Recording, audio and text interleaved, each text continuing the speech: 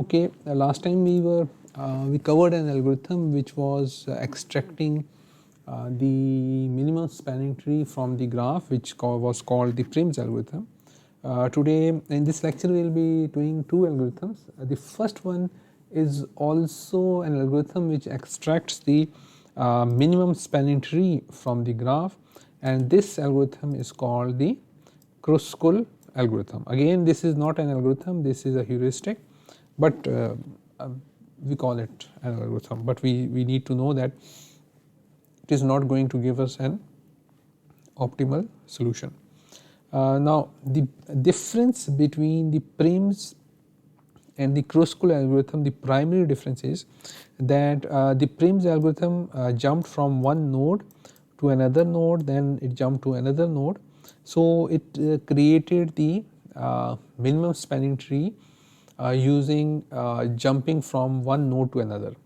However, this Kruskul algorithm, instead of jumping from one node to another, sorry, it picks the edges which are between these nodes. It picks these edges, and using these edges it creates a minimum spanning tree, right. So let's see how it works. What it does, it initially okay, I will be dry running this Kruskul algorithm shortly, but we need to understand its code first, or rather the pseudo code. Now what it does, it basically takes the graph and the weight matrix. This weight matrix contains weights on the edges, but if you are using an adjacency matrix, so this G parameter is enough for you. Now initially what it does, it maintains a set which will be having all the edges which are in the MST. So initially it makes that set empty or assigns a null value to that set, and then what it does, it makes for each vertex which is in the graph, it makes a separate set. Now how does these sets work? For example, if we have in a graph we have a vertex, let's say A, B, C, D, for example. Now what it will do, it will make a set, separate for A, it will make a set separate for B, it will make a separate set for C, and it will make a separate set for D, right. So this is how it makes the sets, right. This is how it makes the set. Now then what it does, it sorts all the edges in the graph in increasing order of their weight, right. For example, if an edge is between node A and B and it contains a certain weight, and then there is a edge between B and C and it contains certain weight, so it sorts all the edges in the increasing order of their weights, right. So this is how it is done. Then what it does, it from this ordered list of edges, it picks one of the edge, right. It picks one of the edge and see that if this vertex U and if this vertex V, they are not within the same set, then what it does, it unions or it assigns that set, that vertex to this A, and then executes a union operation on that, right. So again, I think up till this point the algorithm was simple, but this loop is a bit complicated without an example. So let me jump to the example, and there you will be able to understand it very easily. Now if you see here, let me first show the graph. Now this is the graph, and what we have done, we have made sets here. Now if you see this line, these circles represent different sets. Now if two nodes are within the same set, what I will be doing here, I will be drawing a line between them, right. For example, if 1, 2 and 3 are within the same set, so I will be drawing a line between them, right. So but if you see the initial step, initially all the nodes are in different sets, right. Now Now from this graph, let us pick the minimum weight edge. If we see, the minimum weight is between minimum weight is this 10. Now if we see there here this 1 and 2. Now if we see here this 1 and 2 are not within the same set. So what we will do, we will be combining them, right? We will be drawing a line between them. Now these two nodes will be combined in or union within same set, right? So in step 1 we had 6 sets, but in step 2 here we have how many sets? 5 sets, because this is now 1 set, 2, 3, 4 and 5 sets, right? Now so this has happened, this has been done. So 3 this node this edge we picked and this is done. Now from the remaining of the graph we have to find the next largest edge, which is 15. Now if we see here, 15 is between node 3 and 6. What we will do in the next step, we will draw a line between 3 and 6, right? Okay. Now the next largest edge which is larger than 15, I suppose this is 20. Okay. Now if we see here in this step here the 20 is between 4 and 6. Now if we see here this 4 is in a different set, and this 6, although it is in a set which contains 3 as well, but it is in a different set. So we will be doing a union between these two sets. So by making a line between 6 and 4, because this edge was between 6 and 4, right? So if you see here here 4, 6 and 3 become one set, and this 1 and 2 is one set again. Now from the remaining of the graph we need to find the next largest edge. If we see here 25 is the next largest, and it is between node number 2 and node number 6. Now if we see here this 2 and 6 are in different sets, so we will be drawing a line between these two. So they will become one set. So this is visually shown here, right? Now this 25 is processed as well. From the remaining graph, the next minimum value is 30. Now the edge 30 is between 1 and 4. If we see here 1 and 4, they are within the same set. So we are simply going to ignore it. We are not going to perform any operation, because 1 and 4 are already contained within the same set. Now the next largest value is 35. If you see here, let me cut it out. The next largest value is 35, which is between 3 and 5. Now if you see here, 3 and 5 are not within the same set. So what we will do, we will draw a line between them like here. So 3 and 5 become, so all of the nodes using this methodology become member of this set, and the edges are connected in such a way that the resulting tree is a minimum spanning tree, right? So this Kruskul algorithm makes the minimum spanning tree or extracts the minimum spanning tree from a graph using edges instead of using nodes, which was done by the Prim's algorithm, right? So let us have the comparison of these Prim's and Kruskul algorithm. So Kruskul algorithm repeatedly adds min weight edge that does not form cycle, whereas the Prim's algorithm builds trees by adding vertices adjacent to tree so far, for which new edges have minimum weight and does not form cycle. So you have primarily seen the working of both of these algorithms, so you know about how they work. Both of them, both of the algorithms, Prim's and Kruskul algorithm, are greedy. Now greedy algorithms are such algorithms which only go for the immediate possible solution.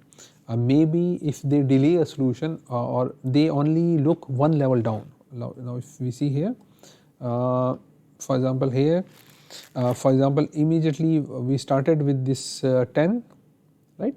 and from the smallest value. But maybe if we did not had started from 10 and maybe we started from 55, which was bigger value, we could have obtained a better minimum spanning tree. But since it's a greedy algorithm, Prim's algorithm and Kruskul, both of them are greedy algorithms, so they go for the immediate best option which is there. So they may not work the best, they may not produce an optimal solution, but they can produce the a better solution, right? Because if we write a perfect algorithm, then that algorithm will be have exponential or factorial time complexity, and it won't work on our deterministic computers, right? The property of the Prim's algorithm is that it always maintains a connected graph, right? For example, because we will be jumping from one node to another, so ultimately we will be having a connected graph at the end of the day. Whereas Kruskul may not result in a connected graph. For example, if we see here, this is for example this is a graph, and two of the nodes here, or maybe three, they are also part of this graph, right? So if we start Prims from here, so it will be extracting the minimum spanning tree from this portion of the graph only. But in case of Kruskul, since Kruskul will go for edges, so it will extract not only a minimum spanning tree from this portion of the graph, but it will extract a minimum spanning tree from this portion of the graph as well, right? Now, given any graph, for example, this is a graph. So in this graph, the minimum number of edges between any nodes can be 0. Right? Now, so if you see here, we have not drawn any edges between the nodes, right? But the maximum number of edges, let me draw the maximum number of edges. So if we see here, the maximum number of edges within the graph can be equal to n into n minus 1 divided by 2. If we see here, the value of n, which is the number of nodes, is 4.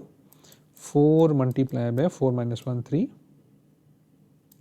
which is equal to 12, and 12 divided by 2 is equal to 6. If you see here, we have got node 1 edge, 2, 3, 4, 5 and 6, right.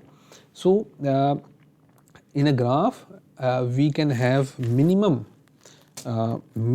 of 0 edges and a maximum of n into n minus 1. We can write it order of n square edges, right. So for any connected graph, yes, if you see here, sorry, I missed this point. If you see here, now this is a graph, but it is not connected because from one node and to another node we cannot go. But if you want to make it at least connected, so minimum we will require n minus 1 edges, and the upper bound, the maximum number of edges will remain the same. So for a connected graph, the lower number of edges is order of n and the maximum number of edges is order of n square. But for any graph, other graph which is not connected or may be connected, which is not connected, the minimum number of edges is 0 and the maximum number of edges is order of n square, right.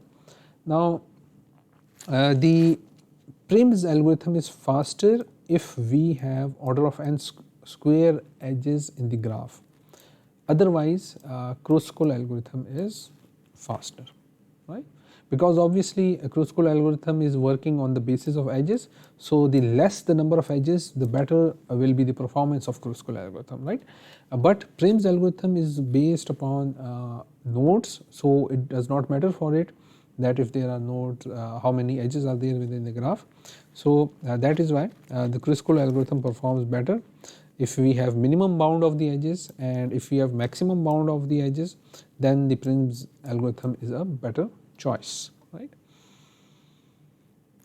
Kruskul also has a hidden cost, as I told you in the Prims. The Kruskul, if you see here, here this sorting operation is performed, right. So this is a hidden cost, but if we go for the best available sorting algorithm, we can sort all the edges in the graph in order of n log n time, right. So this is how the minimum spanning tree is extracted from a given graph, right. So we studied two algorithms, Prims and Kruskul. Now let us cover another algorithm. This algorithm basically is not a minimum spanning tree extraction algorithm, but it is a path finding algorithm, right. To find path from one node to another, there are multiple options. For example, whatever this slide says, let me try to draw it here. For example, we have these 2, 3, 4, 5 nodes, and they are connected using edges, right, and there are multiple edges, and let us call this A, this is B, this is C, and this is D. Now in the path finding problem, there can be multiple variations. For example, we want to find a path to node B from every other node. This is a problem. Or we want to find a path from every other node to every other node, right. So that apparently is a complicated problem, but we will see about these algorithms. So what we will be doing is, rather let me directly go to the algorithm which is called the Dijkstra algorithm, which basically works on the principle of BFS. Now how it works, what it does is that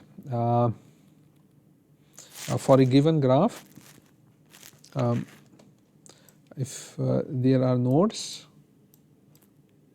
right, and they are connected, and the edges also has weights, but I am not assigning any weight because I will be dry running it shortly. So what it does, for example, it picks a node, this node is picked, and then it wants to go to the next node, maybe this node or maybe this node or maybe this node. For example, so it will be selecting the next node based upon distance. For example, distance here is 7 and distance here is, let us say, 8. So the minimum distance is 8, so the next node will be picked based upon this one, right. Then from this node it is going to go to the next node, but and the choice will be made based upon distance here as well. For example, 1, 2, 3, 6, and these are the weights on this on the edges. Then the next minimum weight, the next node which is to be visited, is selected based upon the minimum distance, not only from this node but from this, based upon the minimum distance from this node as well. So whichsoever node is the nearest one, whether it is nearest to this one or it is nearest to this one, that particular node will be visited. Generally we feel that okay, we visited this node and then we went to the next node, and our decision will be based upon this node only, but here in Dijkstra algorithm it is not like this. You have a set of visited node and you select the next node based upon the fact that whichsoever node is nearest to any of the already visited node will be going to that particular vertex, right. So that is the primary concept behind Dijkstra algorithm. So this is the explanation, and I will be uploading the slides and you can read that. It will be redundant if I read it, so instead of this I simply go to the algorithm, how it works, the dry run of the algorithm. But before that, let us see the pseudocode as well. Now how it works, given a graph, for each vertex in the graph it assigns the vertex the value of infinity, right. It assigns the distance of the source node to 0, and this is a set, which this set basically contains a sequence of nodes which you contain, so it is assigned value null, and the queue which is again a priority queue, all the vertices of the graph are placed within this queue, right. Then there is a while loop and it executes unless the queue is empty. Now here if you see the minimum value is extracted from the queue, which is will obviously be the source node.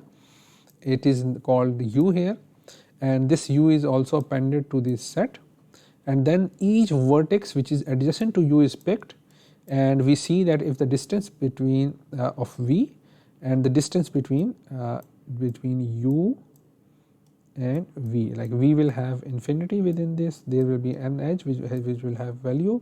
So we will see if this value is less than infinity, so we will be replacing infinity like with 7. If you recall, it is similar to what we did in prims, right. And then here what we do, we updated the value here, but we will, like in prims, for example here we had 1, the edge contained 7 and this was infinity. In prims what we used to do is we replace this infinity with 7, but here what we will be doing is that we won't be replacing infinity with 7 only. This is 1, this is 7, this is 7. So here we will be adding this 7 with this 1 which will become 8, so we will be putting 8 here, right. So that is the only difference between prims and this algorithm. So again understanding based upon the pseudocode in isolation is complicated. So let us start straight away, go to the code here. Now if you see here, initially okay, this may be better. Initially now if you see here, this is node S, this is node U, this is node V, this is X, and this one is Y, right. Okay, now from these all these node we will be extracting minimum which is 0. This thing gets extracted here, right. Now then we will see its neighbor. The edges are directed. If you see here, this X is the neighbor. Now this one is the neighbor, right. This is the neighbor, and the other neighbor of this node is this one, right. Now let me zoom out a bit because okay, this is better. Now this is extracted from the queue, and these are the neighbors which are being considered now.